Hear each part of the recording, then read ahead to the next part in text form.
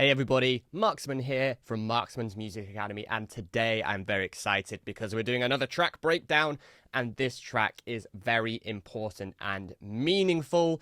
It's going to be my latest track, Dawn. Well, it's actually a 2023 remix and master of a track I released a while ago, but I wanted to do it justice by making it sound technically good. Dawn is a upbeat vocal melodic track with some really cool vocals from Emma Petty. She's a great singer, so we're going to dive into the vocal production on that. Also talk about how to write amazing, interesting, unique, and moving melodies which don't get boring and repetitive. So anyway, before we jump into it, please do remember to like and subscribe. It really helps me out putting out all this awesome free content for people looking to help get their music sounding professional and stand above the rest. I also have a free Facebook group called Produce Like a Pro, where I drop in lots of top tips, and it's a community for producers just like you who want to get professional sounding results. The link is also in the description, so go hit that up and join the group, and I'll accept you on. Anyway, let's jump into Ableton. So here we are in the project. This is the extended version, and there's quite a lot to dive into here. Most of the tracks have been flattened to audio, but I can of course remember how I made them, so that's always good. Because, you know, when you have a complex project like this, it can get a bit intense on the CPU, and we want to be able to keep producing for longer. So that's a top tip right there. Whenever you've got MIDI and some complex synths like Serum or Diva or whatever you might use, stuff like Pigments can be very CPU intensive.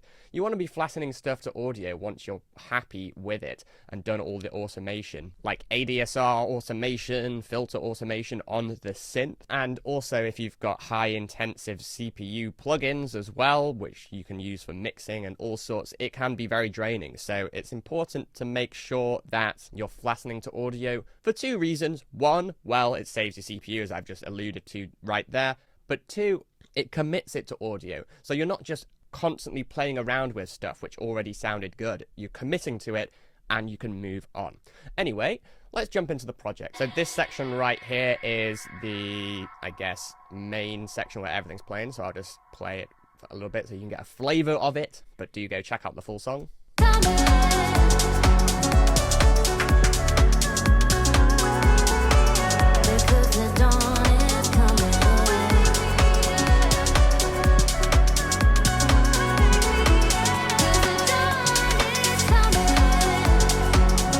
So there you go, the dawn is coming. Very bright, very uplifting, but with dark and sinister undertones, just the way we like it. So this project is quite complex. We've got drums, we have bass, we actually have two basses playing. We've got a main lead melody, which is really cool. I'll dive into some really cool stuff on that later. We have a counter lead as well. We've got some supporting pads. We have three supporting pads. We've got our effects, and then of course we have the beautiful vocals of Emma, where there's lead vocals, there's backing vocals, there's oohs, and the outro vocals where she's saying wake me up. It's a very comprehensive vocal production. I've already dived into my vocal recording and productions in my track Drifting when I broke that down. You can check that out right here if you want to learn more about vocals, but we're not really going to be focusing on too much of the vocal production or arrangement here today. We're going to be talking more about the lead melody, plus the rest of the track as well. So we'll just dive into each element really quick. So let's take a look at the drums. So it's a very swung drum pattern. So rather than being straight on the grid like it's more like if that makes sense. So the drums are very swung and everything is in time with the groove. And the way that you do that is if you go down to a clip editor, let me just make this a little bit bigger so you can see it. If you click on any clip, whether that's audio or MIDI, you can have this groove section down here.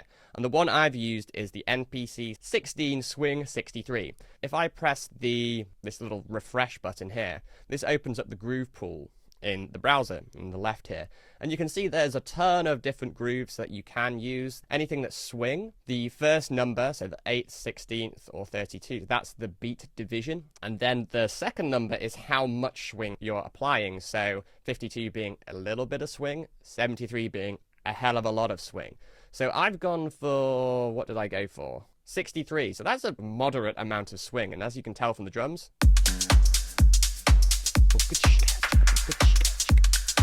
it's pretty swung. I don't want to swing too much because I don't swing both ways. Unless I find the right man. I don't know, maybe he's out there. But but the drum parts themselves, they're consisting of course, the kick, which is nice and punchy. And of course, all the drums are tuned to the key of the track, which is F sharp minor. Got our snare, which I believe, if I remember rightly, is about 3 different snares layered together. There's like the main tone component, which is the fundamental frequency.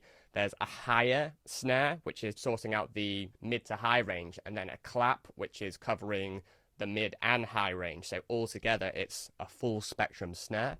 And I did a bit of EQing on each of them, but of course I flattened it down. But there are 3 snares making up this one snare. Then we've got the hats, which are really skippy and moving. And of course we have the offbeat 8, but then little accents as well. So it's kind of thing going on.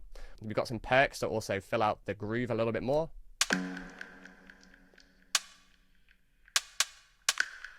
There's this wood sound, which I really loved using around this time when I was producing. A woody click sound through a big reverb and a delay. There's this tonal sound, like the bum bum, to remind people that the track is in F sharp minor in case they forgot. I have this fill track here, which originally I had much more fills, but I just decided to keep this one here. So it's like that reverbed snare kind of sound, which is really cool.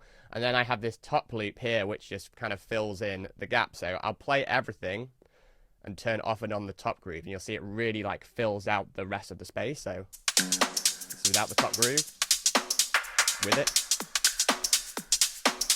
without it, with it. Just adds like a really nice extra layer, and it is quite, compared to the rest of the sound, turned quite down in the mix. As you can see, it's at minus 15.4 and peaking at around minus 13 decibels, and the rest of the snares peaking at about minus 3.5, and the hat's at minus 8. But this just really helps to fill out the spaces. Then, of course, you know, we have my classic groove bus processing, which I've shown you in a few other videos, which you should go check out, by the way. They're all very useful. But we're not going to dive into that today. And then, of course, this goes to the drum bus when we add the kick, where I've got my classic drum chain, which features a lot of compression. The key to good drums is a lot of compression, but a lot of compressors doing a little bit of compression rather than one compressor doing a lot of compression. So we're adding up cumulatively the compression, and by sharing the load with other fellow compressors, no compressor has to work too hard, because we're all about working smart, not working hard here at Marksman's Music Academy. You feel me? Let's talk about the bass. So for reference, let's just keep the kick in, and there's 2 bass sounds. There's a stab bass sound, so, which is like the main driving component of the track. So like when people are in the club, they'll be hearing this a lot more than the other bass. So we have both the stab bass and this long bass. This long bass is covering more of the mid spectrum and some of the lows as well when this stab one isn't playing. And the way that I have them both nice and present in the mix is this long bass is sidechained using multiband to the stab bass, this diva sound. So whenever this diva sound hits, this one ducks, but only in the sub band. So it keeps that deep stab really present in the mix, and when you're in the club, you'll hear that stab a lot more pronounced. But this will fill out the rest of the space. And over time, this long bass is automated. So here it starts off quite deep during the breakdown, and then it gets more and more aggressive and gritty as time goes on, using filter automation. So here it's a lot more gritty, where here it's deeper and softer. Because, you know, you want to take people on a journey with bass, not just have it playing the same thing over and over again, because otherwise that gets boring. So yeah, that's basically it for the bass. We've already covered my bass processing chain, I believe, in another video, which go check them out. But we'll do a full video on the low-end mix, where I can explain everything in excruciating details, if you like. Drop a comment if you want to see that. Let's talk I'll tell you what, we'll talk about the main lead last, because that's the most important part we're going to talk about in this video. Let's get the pads in. So the pads are following along with the chord progression. There's 3 different instances of them. We've got this main pad here, which is playing the low part. We have this part, which is playing the high part. This is a bit more detailed and interesting. Then we have the high part here, which is covering the ultra high, so altogether it sounds like this. Really cool and mysterious. And there's lots of different chord voicings going on with these pads. They're not just playing the same triads. There's different inversions, there's different voicings, there's extra notes in there to make it sound much more full. Go check out my videos on music theory on how to write great chord progressions. You'll find it very useful if you want to learn how to write awesome chord progressions for your pads. Let's get the bass in as well, just so we can get some context. Cool, eh? Then we also have this counter lead here, which is playing like a complement to the main lead. It's a bit more in the background, and it plays towards the end of every 4 bars. So here. And it plays little variations of that motif. So like each time there's like a slightly different pattern, or maybe an extra note. And this is so important so things don't get boring over time. So this is what we're going to focus on for today's video, is writing really cool and interesting melodies. And of course, you can use sound design to make your standard melody interesting. But if you use sound design and interesting melodies, then you're onto a winner. And that's what we've done with this main lead right here. So let's just have a listen to everything as is so far.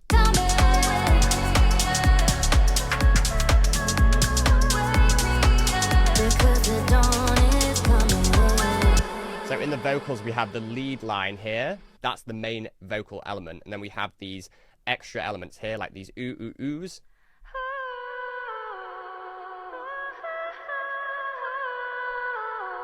And these ooh, ooh, ooh, oohs are panned moderately right and left. So it feels like you have Emma singing in each of your ears, plus straight down the middle for the main vocals. And then we also have these wake me ups here, which are panned in the middle.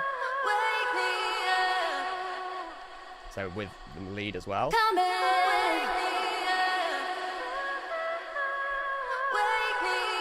Because the dawn is coming. That's the main vocal hook, but there is of course a verse over here. Let me dream, don't try to wake me up. And the backing vocals. Tell me it's alright, oh, but it's not good enough.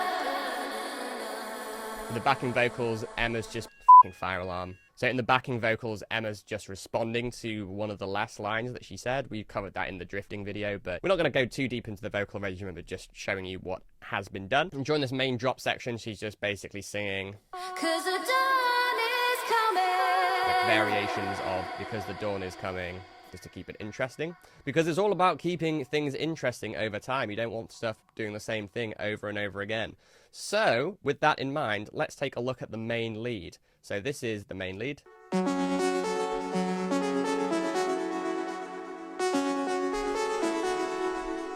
that's like the main idea.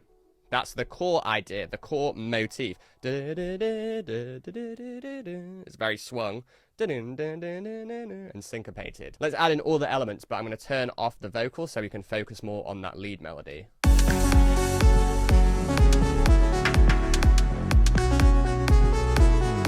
Idea. There's the main idea again. Slightly different. Slightly different response. Main idea. Different version. Different response. Different main idea. Different response. So what I'm hoping you'll see here is that we have this main idea, which and then the response. That's the main idea, right? So it's a call and a response. So with melodies, the best melodies have a call and then a response. So think about it as a conversation. So you and I are talking. If it's just me only speaking, then that's a monologue, right? And you're probably going to get very bored and like, who's this dickhead just talking about himself? I want to hear what you've got to say. So that's the response. This creates a conversation, a melodic conversation. So what we're doing here is with the call and response is it makes it sound a bit more vocal, a bit more conversational. Obviously, if I'm just saying the same thing over and over again and you're just responding with the same thing over and over again, our conversation is going to be very boring, right? We want to develop our conversation, but it's about the same topic. So the point being is we've got this idea, the motif. We've got my call motif and your response motif. Say we're talking about music production or something. We could be like, let's talk about the drums. We start talking about the drums. The topic is still the drums, but maybe we're going deeper and deeper and exploring more ideas. And that's what we've done with this melody right here. I'm going to try and dig out the MIDI version here so we can see this in a little bit more detail. And this is a really cool trick you can do. So if you go to the current project here, you can find the whole project basically here in stems. So for example, if I wanted to bring the drums in, I could just drag this across. And obviously we already have the drums, but boom, there the drums are again. So say if I wanted to bring the same drums or the same bass line into another project, what you can do is basically drop in elements. And if you click this backup option, this shows all the saved versions that you've made. So this is a really good way, because say like you have done some extra processing. It's important to save things as time goes on. Very, very important actually. So for example, if we go to, this is all organized by date. So I think the first version will be where I have the main melody in MIDI. There we go. You can tell if it's MIDI. I don't know if you can see this properly, but if it's a sample, it will have like a kind of looks like a mini waveform, where if it's a MIDI track, it will have little MIDI icons there. I don't know if you can see that really well, but when you look at it, you'll be able to see. But what I'm going to do is drag this in, and boom, look, there's our lead MIDI. That's how it was when I first started the track. So this might sound a little bit different because I would have mixed it differently, but this basically gives us a good idea of how we can develop melodies over time. So if we open up this MIDI clip here, this is the main idea. So da-da-da-da. This is a kind of broken down version because it's in the breakdown, a more simplified version. But if we go to here with the drop section, this is the main idea here.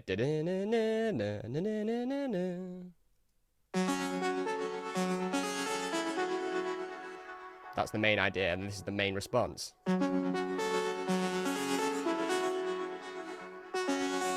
Right? And then what I've done here is, that's the main part of the melody, but then I've taken the same rhythm and shifted the notes either up octaves or just at different notes completely, but all in the scale, to create like different evolving patterns. So let's have a listen.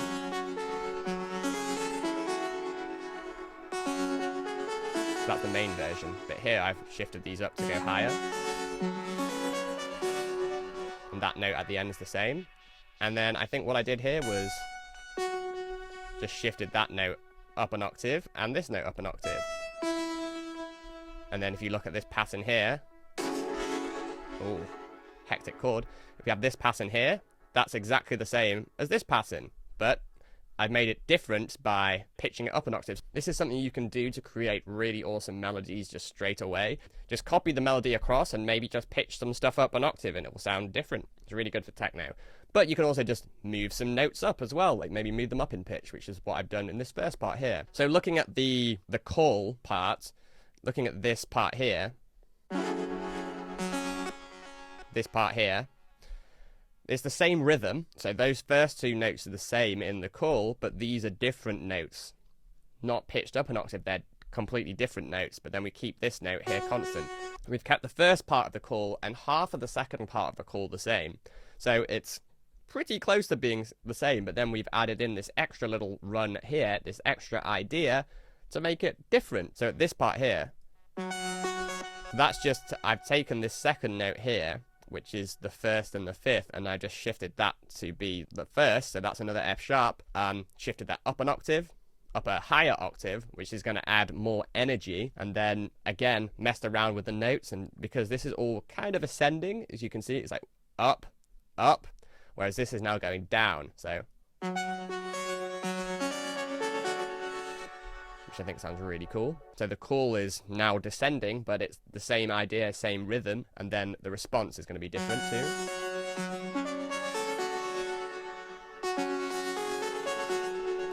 So that one is basically almost identical to the first call, but rather than going down to this note, this E, we go to C sharp instead, and it goes back to the same. So what I've done here is just basically copied this motif across 4 times, and then changed around the notes, whether shifting them up an octave or changing them to different notes completely each time, so it's continuously evolving and different. And then what I did again was duplicate this section here and do the same thing. So now this section here is still that same idea. Now I've changed it to be even more different to the first version. So now let's listen to the first part here, and then we'll listen to the first part over here.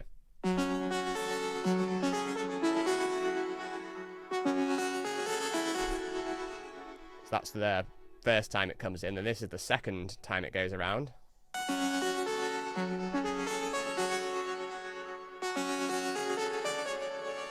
So it's very different that time. But again, I'm just switching the notes around slightly, all keeping it in key, keeping the same rhythm, but moving stuff up and down an octave, up and down in pitch, sometimes in key. And then you could also potentially add in extra notes as well if you really wanted to, so extra little parts just to keep it even more interesting. But over time, this just evolves, and then I've done that again, so this version's...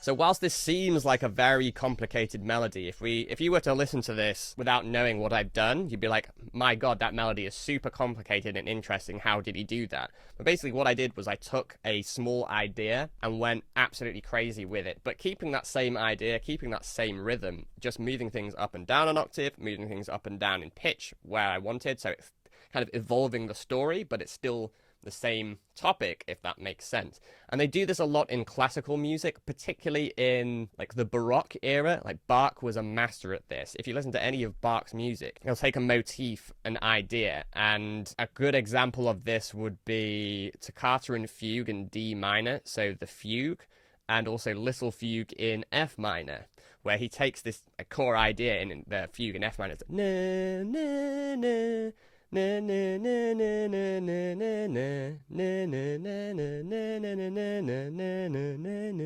na na na. That's the idea. And then he'll start pitching that up into different pitches, having it in different ranges, then playing different notes. But it's still that same idea and that same rhythm. And then different parts come in, and this is called counterpoint. And he's the master of this. So go listen to that. Don't think it sounds super complicated.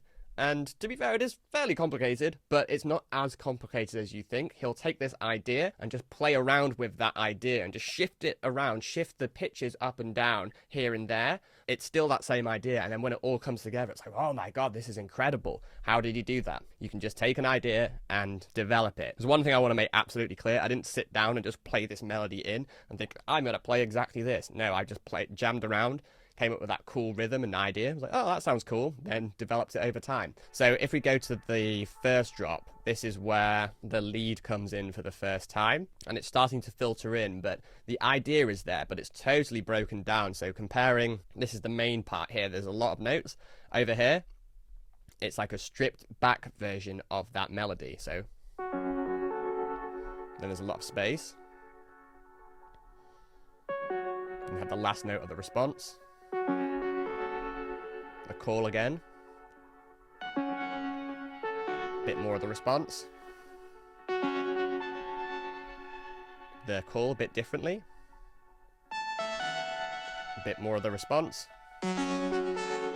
Bit more of the call. Bit more of the response.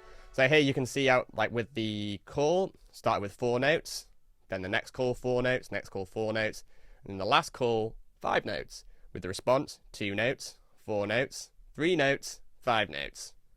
So it's developing this idea, and then again, over here, it's still that stripped back version, doing the same thing. I just basically duplicated this part across, and I've now changed the pitches, so I've shifted these up an octave, up an octave, move the notes around a bit, up an octave, just moving a couple notes up an octave. It's the same pattern.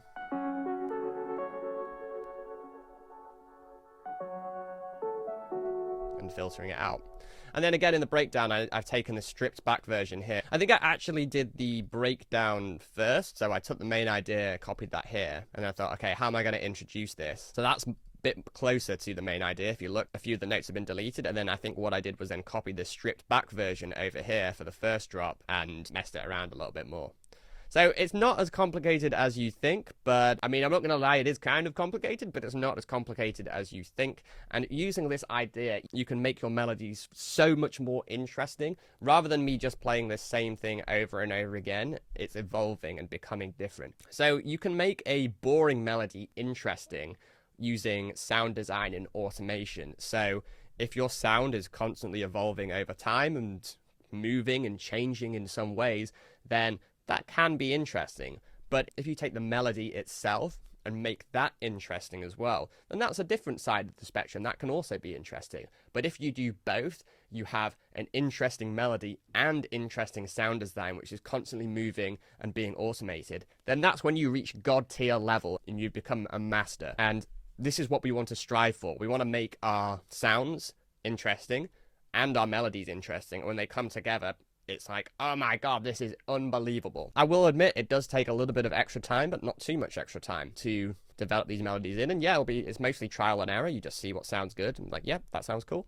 Let's keep that in. Then start automating the sound itself. You can play with ADSR envelopes, filter cutoffs, delays, reverbs, whatever you want to do. And the more you put in, the more you'll get out of it. And when I get to the final parts of my song, I do tend to think that I'm going absolutely insane and think, what am I even doing here? Is this worth it? Is anyone even going to notice? But the short answer is the average listener probably won't actively know what they're listening to or what you're doing, but it will keep them hooked and keep them coming back and listening over and over again. And the people that aren't average listeners, like other producers, for example, they'll be there making notes and probably hating you and be like, oh, how did he do this? And the short answer is you put in a lot of time, you went a little bit insane, and it was worth the grind. So there you go. That's how you write killer melodies. Let's just have a listen to it once again.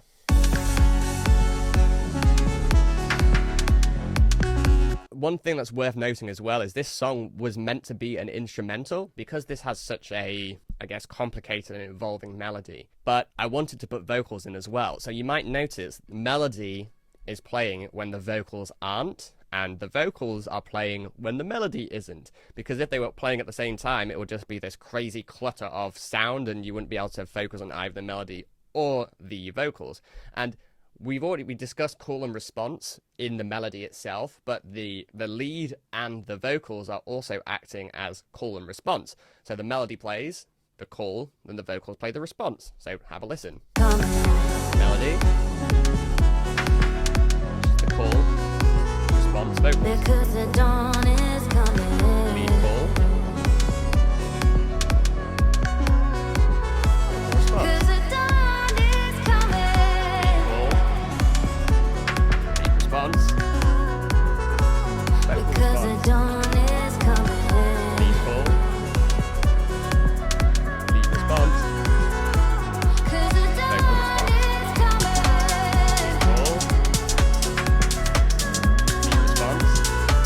Because the dawn is coming.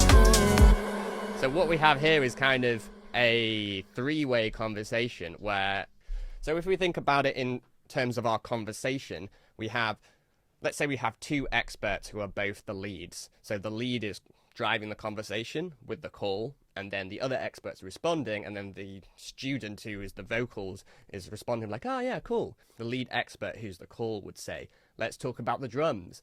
And the lead response would be like, yes, I agree, let's talk about the drums. And then the vocalist, who's the student, would be like, I'd love to learn about the drums, tell me more. So then the lead goes, well, drums are really important, aren't they? And the lead response expert says, yes, they are very important, aren't they? They are very important to get right. And the vocalist, who's the student, would respond by saying, oh, that's so cool, tell me more. I hope this isn't too abstract for you, but you can see it's basically a conversation happening between one part to itself and then the other part, which is the vocals, is responding. Call and response is vital for catchy and interesting melodies. I hope that's been useful for you breaking down the importance of call and response for evolving melodies, but also just generally interesting and catchy melodies. The key to catchy melodies is repetition with variation, which is what we've done here. We're repeating the same idea over and over again, but there's variation in the notes where they're played in the frequency spectrum, in different octaves, different pitches, but it's the same idea just over and over again. But if it was just over and over again without variation, you'd get very bored of it very quickly. This is quite an advanced melody, and I've used vocals as well to also be a secondary response. So I have a call and two responses, and the second response is in a different instrument, so to speak. So maybe stick with just one instrument doing call and response for now, and when you get the hang of that, then you can go absolutely nuts with it. It is the core to great melody writing. So that just about does it for this video. We've broken down my track Dawn. We've discussed a lot of important things about writing really good melodies. Of course, we've just scratched the surface, but the idea is repetition with variation and call and response. Super important. And please do go support the song, because whilst it seems upbeat and bright, it actually has a darker meaning. It's about overcoming mental health problems such as depression and suicidal thoughts, which is a quite taboo topic in this day and age. But it's something that I think people need to talk about more. And all revenue from this track goes to Mind UK Charity, who are a charity that deal with people suffering with mental health problems, and they help support and help these people overcome them. So every stream, every buy, every listen is a step towards helping someone who is going through a dark time. So click the link in the description and go listen to the track and support it, share it. And if you know of anyone that is going through a rough time at the moment, then do send it to them, because the dawn is coming. Stay strong and you can get out of it. Speaking from experience, I'm still here. Anyway, that was a bit dark. Just scratch the surface of writing catchy melodies here. There's a lot more to it than that. There's, of course, harmony, there's drums, there's basses we need to get involved with. There's so much more to music production than just one component. And if you're looking to get professional sounding results in your music, then I'm running a music production program where we'll learn how to make every single element sound tip-top professional and interesting, how to mix and master it and arrange it in a way which sounds incredible and that people will come back wanting for more. If you want to know more details about that, drop a comment below. Please do also join my free private community for producers. The link is in the bio, and go support the song. It's for a good cause. Drop a comment if you enjoyed this video, and also I'm open to suggestions on what I should do videos on next. I'm here to serve you guys, of course. So if you want me to do a video on a particular topic, drop it below. I read every single comment and respond to all of them. So hope you enjoyed the video. Go check out Dawn, share it, and send it to someone that needs to hear it. And until next time, I'll see you then.